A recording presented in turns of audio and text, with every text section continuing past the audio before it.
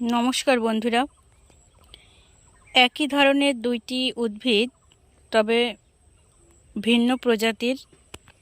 একটির নাম কাকমাছি, আরেকটির নাম বনটেপারি।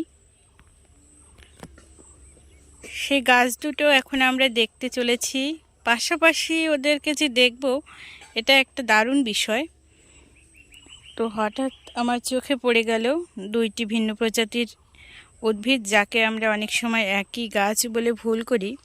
তো প্রথমেই আমি একটু দেখিয়ে দিচ্ছি কাকমাছি এটা কেমন দেখতে হয়। দেখুন, এর ফলগুলো ছোট ছোট গোলাকৃতির হয়ে থাকে। আপনারা অনেকেই হয়তো দেখেছেন, এবং যারা গ্রামাঞ্চলে থাকেন তাদের শৈশব স্মৃতির সঙ্গে এই উদ্ভিদটি ভীষণভাবে জড়িত থাকে। কেননা গ্রামাঞ্চলে আমরা যখন শৈশব পার করেছি, এগুলো দিয়ে সুন্দরভাবে কিছু খেলার উপকরণ তৈরি করতাম।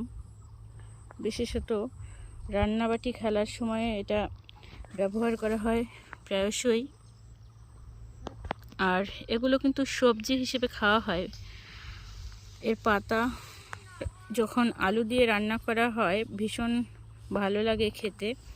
আর দ্বিতীয়ত এই যে বনটেপারি, তো আমি এতদিন এই জিনিসটা আসলে খেয়াল করিনি যে ফুলগুলো কিন্তু সম্পূর্ণ আলাদা হয় এবং ফলও আলাদা, শুধু গাছের আকৃতি এবং পাতার আকৃতি অনেকটা এক। তো এটার ফুল দেখুন, বনটেপারির ফুলটা হালকা ঘিয়ে রঙের, আর ফলগুলো তো আমরা কম বেশি চিনে থাকি। এই যে বেলুনের মতো ফুলে থাকে এই ফলগুলো ভীষণই আকর্ষণীয়। ভিতরে একটা বীজের মতো থাকে, আর এটা বাইরের অংশ বৃতির মতো।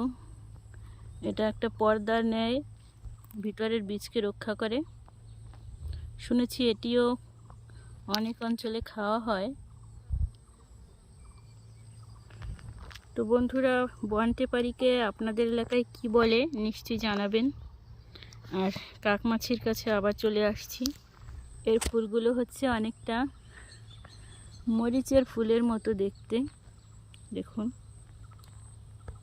সাদা রঙের ফুল হয়, ছোট ছোট, ভীষণ ছোট ফুল, ভীষণই মিষ্টি দেখতে। তো এগুলো যখন পেকে যায়, কখনো কালচে রং দেখা যায়, আবার কখনো কমলা রঙের হয়ে যায় ফলগুলো। এখানে একটি পতঙ্গ বসেছে। তো কাকমাছি এবং বনটেপারি গাছ, তো বনটেপারির গাছের